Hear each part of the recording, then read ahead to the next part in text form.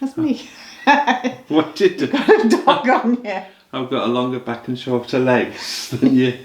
And I've got a dog on it. Well, okay, I'll let you off this one then. Come on then, are we just going to start? But look how dark it is, though. Look how dark it's now gone because the lights come in. You cannot see us. You see what I mean? This is the problem. But yeah. Is that the problem with that? Here we go. See, now I've lit up again. But now There you go. Still a bit strange light, but that's better light. Okay, so we'll just start. We're going to start. I think anybody will be able to hear us with the dog in the way. Yeah. He's just gets right in the way, doesn't he? He's just been very odd today. Do you think he's been odd today? Yeah. Well, he didn't want to go for his walk, did he, this morning? No. Why do you think he didn't want to? Oh, it's okay. Oh, you've already started the conversation. And we haven't said hello. Apologies. Hello and welcome back to the PiPsCast. If you can see us, Max has been very odd today. He's just all over us. And we went out for our walk this morning and he didn't really want to go for the walk. Come here. And it's a lovely morning as well. And come over here, Max. I was really ready for a nice long walk, get up through the forest, go right round the whole edge of the village, and he just stood there looking at me like I was a crazy woman. It's silly. And said, no, I just want to go home. Yeah. So I let him take me where he wanted to go, thinking he wanted to go on a different walk, but good boy. He just came home. Yeah. So just brought you back home. Yeah. Good lad.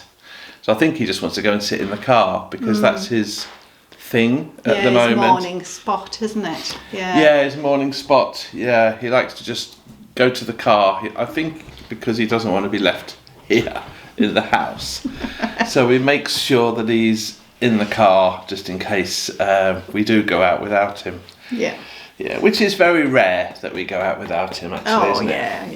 Yeah, definitely. Yeah, and we leave the boot wide open, and he has his harness on. Yeah. So it's a bit like an inside-outside. He can see anybody that passes, and so it's probably quite nice. Well, maybe it's more interesting than being in the house, with us. With us. Oh God, not them again.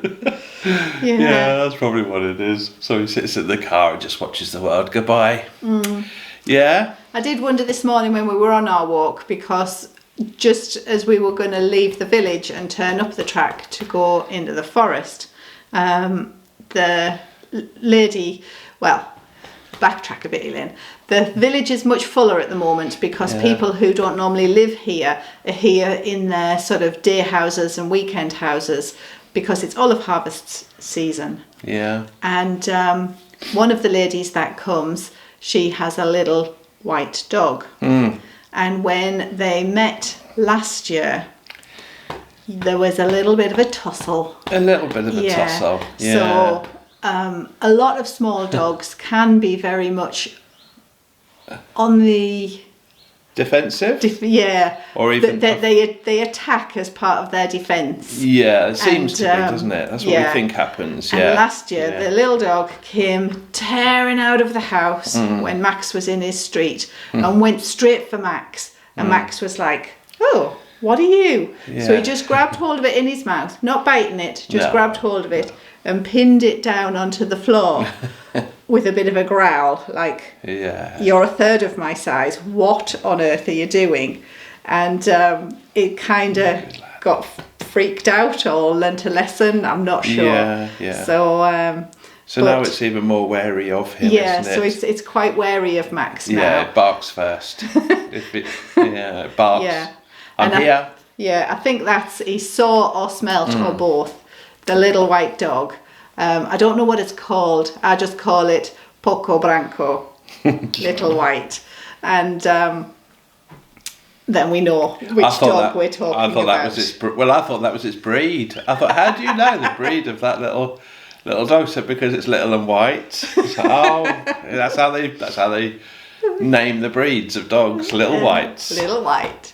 So cool. So he came home, didn't he? So he just came home and just sat and watched us eat our breakfast. So, yeah. It's sort of been a metaphor for how our week has gone so far. Yeah. It's been very wet, very slow. And I think because of all of the work that we've done on the house in the last few weeks, we're a little bit tired as well, aren't we? Or just a little bit like... I switched off, maybe. I'm not sure what it is. I think it's, I'm not really sure. Just a little bit different. I think the weather kind of puts a little bit of a... I think I said this last year on the PiPsCast, actually. A bit of a damper. Yeah, it puts a bit of a damper on it, doesn't it? Yeah. I think, my main hobby, talking about the weather... That's not my main hobby, talking about the weather. But my main hobby related to the weather is the solar at the moment, how much solar we're getting in. So I plug all the solar panels in on the morning when the sun's out, like it is today. We've got everything charging. We've got a lovely dry morning today. Lovely day. Hence having to have the shutters closed because you wouldn't be able to see us. No, it's very bright out there. So my main hobby at the moment is seeing how many wattages of solar we've got coming in. So I enjoy that. So when it's a bit of a dull day and no solar is coming in... You've got nothing to look at. I've got nothing to look at. Can't look at the power coming in on the little power boxes. But also, I don't know. It's just I don't know. I like it when all the power boxes are at 100%, which is never really. They're never all at 100%. They're not, because we're always got. And as soon as you plug something in, it's down to 96%. Anxiety kicks in at 96%. No, it's absolutely fine. It's good. It's very good. It's, as I said, it's a little hobby, isn't it? Yeah. I thought you were going to say your photography, because you have been taking a lot of photos. Well, yeah, recently I have. I'm really enjoying that at the moment. Yeah, really enjoying that. Is my main hobby, I suppose, at the moment. Yeah, taking the camera out, which is great with Max. When I take Max out for a walk as well, he kind of gets it now. Oh, Dad, stop in again for another photograph. But yeah, I've been enjoying that recently, which has been quite nice, because it's been a lot about videography, hasn't it? We've been videoing for quite a long time. So it's just nice to kind of get back and do a bit of photography again. Yeah, really nice, enjoying that. And you did take one amazing photograph. Well, he takes lots of nice photographs, but there was one amazing photograph that you got this week of the little mushrooms. Of the mushrooms, yeah. These mushrooms are about, would you say, about a centimetre high? That's 2. They were about 2 centimetres high then, these mushrooms. Maybe the tallest one was 2.5 centimetres, but I'll put the picture on. Yeah, it's probably one of my favourite photographs that I've taken so far. The lighting on it, I was really, really pleased with how the lighting fell. Yeah. Yeah, it's lovely. So our patrons will have already seen this photograph, because we shared it. Oh, yeah. Because when you took it, you knew you'd got a good one. And then I looked at it and I was like, wow, it's like a fairy dell. Yeah, that's what I liked about it. Well, when I spotted it straight away, I thought to myself, that's like just a lovely picture. I said, Elaine, I've got to get a photo of this. Yeah, so Elaine was picking olives while I was taking photos. Yeah, because we went to Meryl's house this week to pick some olives. Because thank you very much, Meryl. She has the bigger olives, the eating olives, which is really nice. So we're going to give that a go at brining. Yeah, I've set them off. And if you watch the video on Saturday, you'll see what I've done with them. So we picked olives from our trees first, because we've just got like the normal olive oil ones, and they just went right. We didn't think there was many there, and there isn't really. But I've got enough just to do like a brine. And then ours are small black ones, but Meryl's are like these big, meaty green ones. Yeah. So I'm doing the same with those. Yeah. And so we're going to try the same. You're going to try different recipes, or just going to? Yeah, I've been watching lots of different channels, and they were showing for these big ones a different process to what we did last year. Because we're not oiling them, we're not turning them into oil. No, well, they're just getting brined. Just brined for eating. Yeah, so I think we've got plenty for eating. Yes. Yeah. Sorry, love, I interrupted you. That's all right. So you were saying you watched lots of YouTube videos. I did, just to get an idea of what to do, because we weren't 100% successful with what we did last year. Yeah. So this one seems to be sort of a less intense process, so you're not handling the olives as much, and that might. And you said that on all of the videos you've watched, none of them have used that little cutter machine. Yeah, none of them use the little cutter to sort of split the skin, and then you put them into lots of water and stuff to get the tannins out, which is that you can't eat when it's fresh from the tree. And you change the water loads and loads and loads. So this is just slightly different. Give it a go. Without any cutting. And I'm hoping, because none of the olives that we've bought to eat have any of these cuts in them either. We were a bit confused because in Portugal you can buy this little tube. For want of a better word, it's just a tube, isn't it, with little blades? Like this, that has little blades inside it, and you push the olive through the tube, take it out the other end, and it has 4 little cuts in it. Yeah, exactly as you said.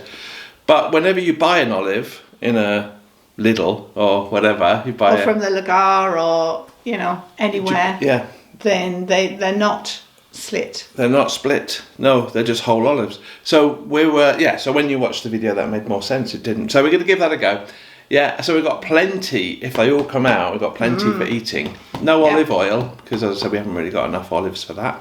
Yeah. But unless all of the ones that I've got left after picking through, we give to like our neighbour or something like that, because our neighbour has lots of trees and picks them all and presses them, takes them to the Lagar to get pressed for olive oil. Well, we helped the other day, didn't we? We did, yes. Yeah, we went the other day. Last Friday we went, was the first time we've been. Yeah. And they were just having a slight issue with their car.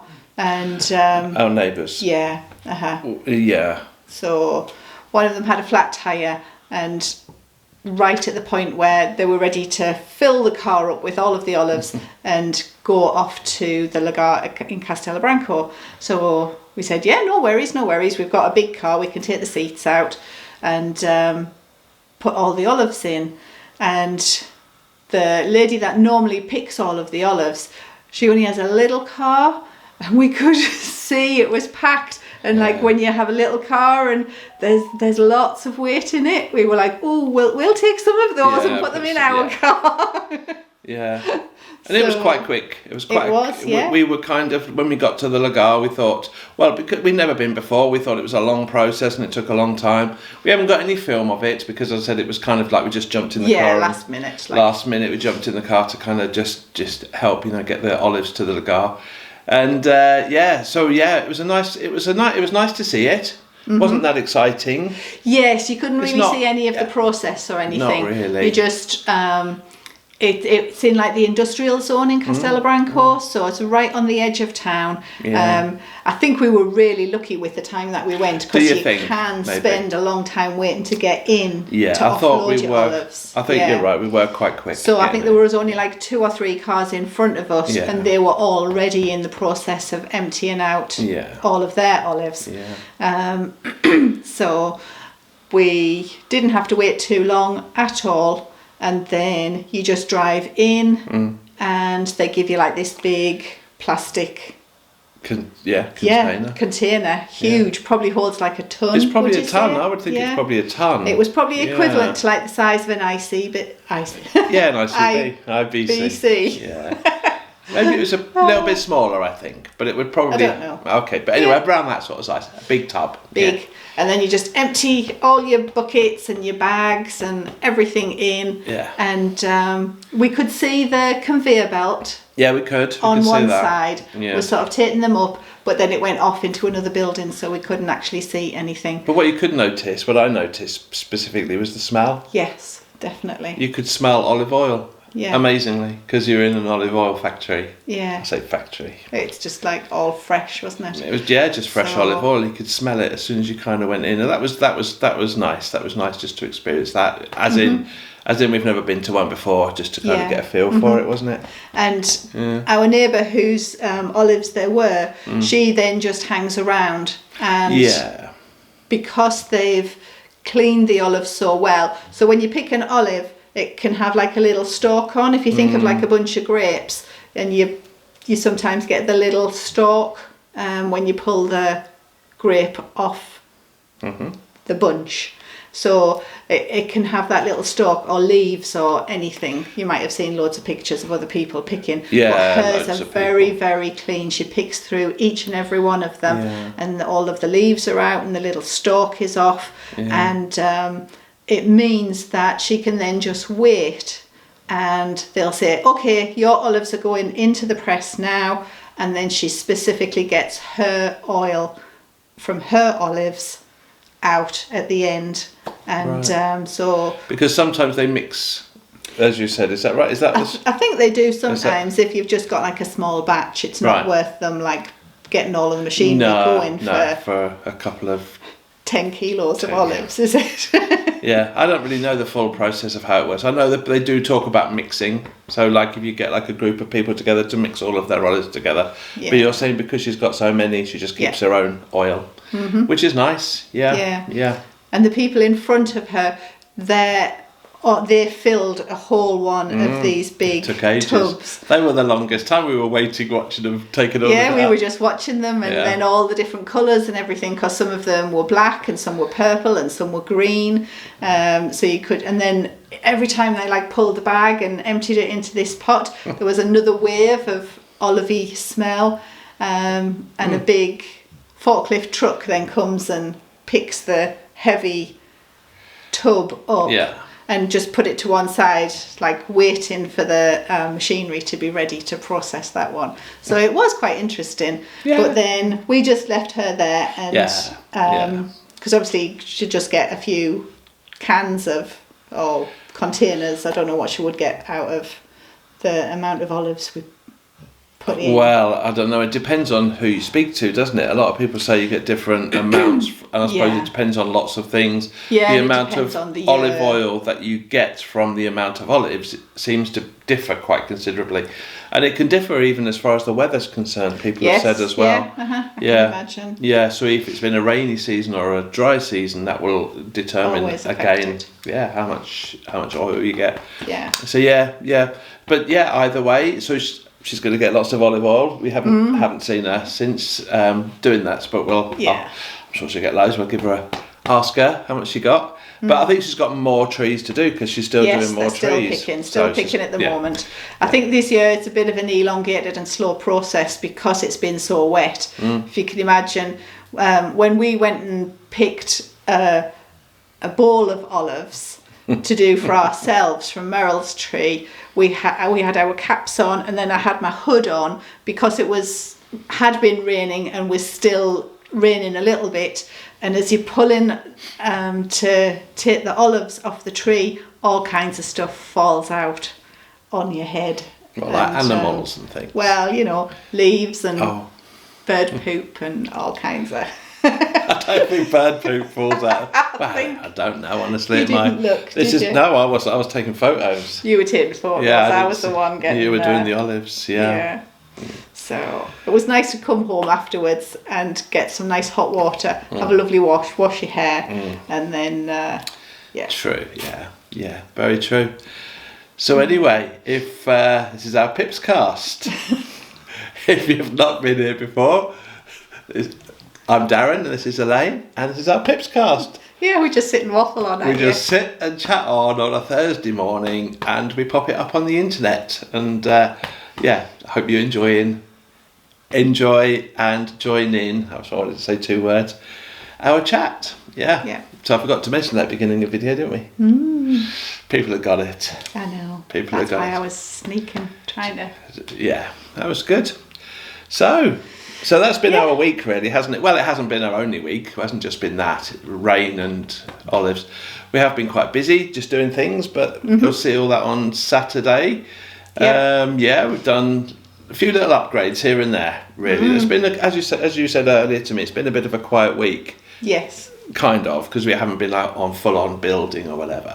Yeah, we haven't done any big jobs. We've done lots of finishing off. It's finishing off, isn't it? Yeah. And... yes, we made a little impromptu purchase, didn't we?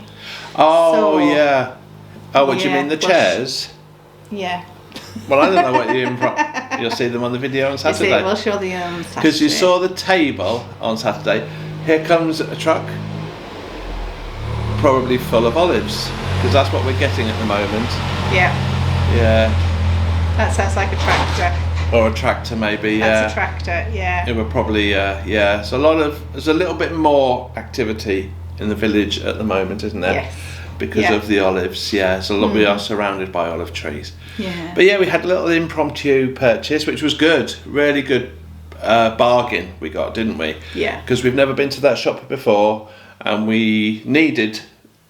I said chairs already, so it's too late. We needed some chairs for our dining table. Yeah. And we now have them. We do, and you'll see them on Saturday. Yeah. Good. Trying to keep any secrets, this man. No, I can't keep a secret. Got to tell people what's going on. Yeah. So what else have we been up to? Is that about it? That's about it, really, love. It's been a quiet week. Yeah. Well, it's been a nice, slower week. Been a bit of a slower week, yeah. So very good. Okay, so what we'll do is we'll bring this video to a close then. Mm-hmm. Yeah. We'll say thank you very much for spending some time with us. Mm-hmm. Take care, and we'll see you on Saturday. See you soon. Bye-bye. Bye-bye. Bye-bye.